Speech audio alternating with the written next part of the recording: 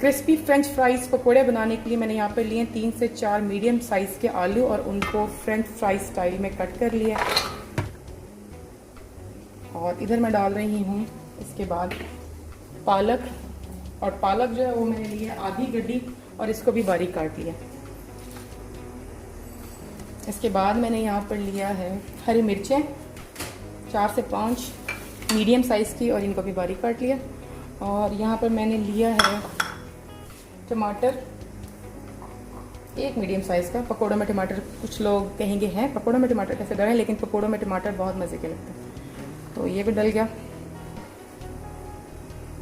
इसमें मैं शामिल करने जा रही हूँ एक लार्ज साइज़ का प्याज और ये मैंने बारीक काट लिया। और इसके अंदर इसके बाद मैंने शामिल करने हैं अपने मसाले। मसालों में मैं डाल रही हूँ यहाँ पर लाल मिर्च 1 खाने का चम्मच फुल भर के, ये जी, क्योंकि बहुत ही क्रिस्पी और बहुत ही ज़रा स्पाइसी किस्म के पकौड़े बन रहे हैं। और यहाँ पे मैंने डाली कुटी लाल मिर्च, ये भी 1 खाने का चम्मच। और इधर डाल रही मैं नमक आधा खाने का चम्मच या हस्बे जायका, कम ज़्यादा कर सकते हैं अपने टेस्ट के मुताबिक। फ्रेंड्स, अब मैं इस मिक्सचर में शामिल कर रही हूँ आधा खाने का चम्मच ज़ीरा, आधा खाने का चम्मच अनारदाना और आधा खाने का चम्मच साबुत धनिया। इससे होगा ये कि पकोड़े जो हैं हमारे फ्रेंच फ्राई स्टाइल बहुत ही ज़्यादा क्रिस्पी हो जाएंगे इन 3 चीज़ों को डालने से, और आप भी ये ज़रूर डालें। अब मैं शामिल कर रही हूँ इसमें बेसन, थोड़ा थोड़ा बेसन मैं शामिल करूँगी और मिक्स करती जाऊँगी। मैं पानी कम से कम डालूँगी, इस वजह से ये होगा कि पकोड़े बहुत क्रिस्पी बनेंगे। बहुत ज़्यादा पानी डालने की वजह से जो है इनका क्रिस्पीपन ख़त्म हो जाता है। जहाँ ज़रूरत पड़ेगी मैं तब जाके पानी डालूँगी। अभी क्योंकि ये जो अपना पकोड़ों ने इसके मिक्सचर ने पानी छोड़ा है वो इसके अंदर अभी है, तो इसीलिए मैं इसके अंदर पानी बिल्कुल भी शामिल नहीं कर रही।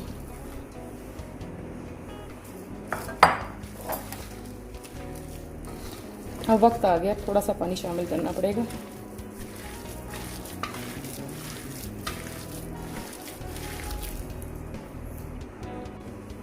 अब मैं इसमें शामिल कर रही हूँ पानी थोड़ा थोड़ा कर कर।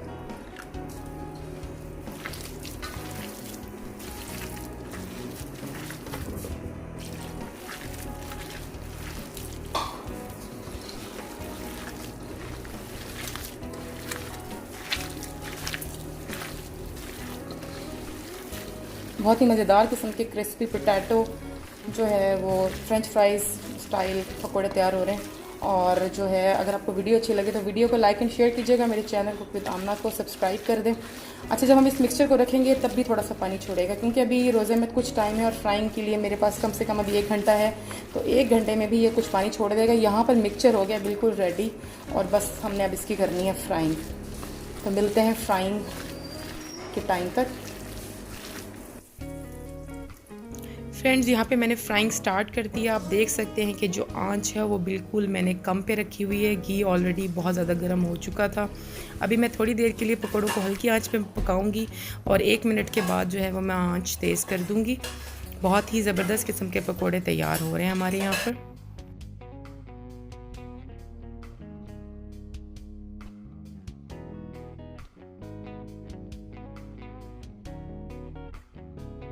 पकोड़े जो हैं वो फ्राई हो रहे हैं, फ्रेंच फ्राइज़ वाले बहुत ही यमी किस्म के पकोड़े। मीडियम टू लो फ्लेम पे हम इनको पकाएंगे और चम्मच को जो है वो हिलाते रहना है, इसी से ये होता है कि बहुत क्रिस्पी बनेंगे।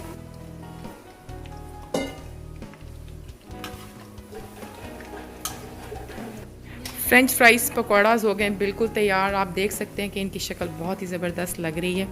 और अब बस मैं इनको निकालने लगी हूँ, डिश आउट करने लगी हूँ। और इसमें एक फ़ाइनल जो है स्टेप है वो करने के बाद और मैं इसको प्रेजेंट करूँगी। अब मैं पकोड़ों पे स्प्रिंकल करने लगी हूँ चाट मसाला। मज़ेदार पकोड़े तैयार हैं फ्रेंच फ्राइज़ वाले। और अगर आपको रेसिपी अच्छी लगी है तो रेसिपी को लाइक एंड शेयर कीजिएगा और मेरे चैनल को विद आमना को ज़रूर सब्सक्राइब करते हैं।